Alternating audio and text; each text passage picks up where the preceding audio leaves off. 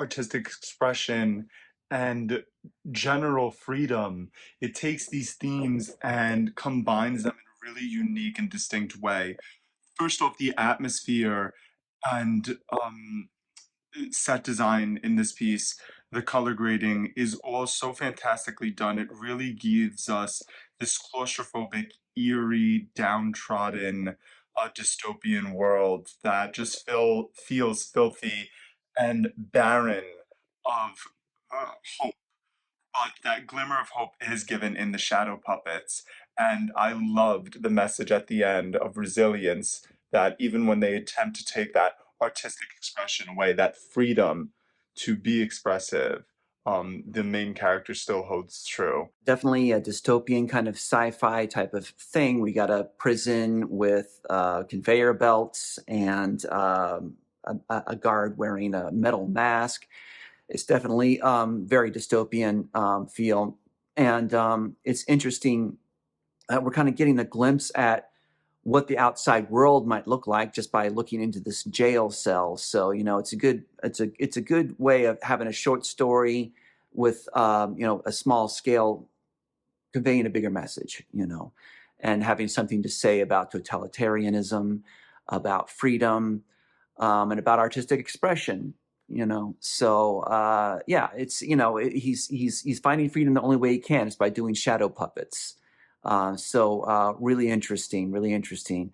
So and we're wondering where it's going to go from here, but I think we have an idea that he has this determination, that he's going to find freedom however he can. A very compelling story is told in this short. A beautiful job by the actor whose facial expressions alone practically could tell the story. There's no dialogue, so we're relying on him to know exactly what's happening. And in this prison cell that is so grim, there's a conveyor belt, and it's like the prisoners are part of factory manufacturing. And that idea alone was new to me. I've never seen that before. Based on animation by Chuck Gamble, it really makes me interested to know more about this artist.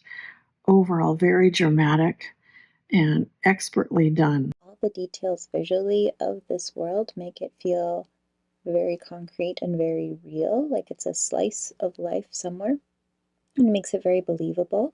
It has a dystopian feel right off the start, and there's also a sense of individuality from the character, saving these different things to make the shadow puppets. I think it's really cool how the lighting and the setting and the colors really bring this to life, and it definitely makes the ending so much more poignant, both in terms of the sadness and the sense of happiness that we feel for the character, and all the questions too about the backstory of this world and of the prisoners. Really loved the lighting, the cinematography, the tone of this movie. It really had me guessing from the beginning, like what was going to happen.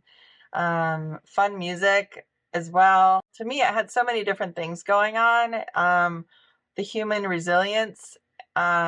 Mentally, this person was trying to stay sane by building something that he could use to imagine being free, which I thought was really creative and neat. I saw other messages in there that I really liked a lot, and I thought it was a really interesting idea, really interesting, tone to it, and lighting, and set design, and the acting was great. Really loved the main character. So not having any dialogue, this was really, really well done. This was soul crushing and also somehow very uplifting. I like the adaptation from the original animation.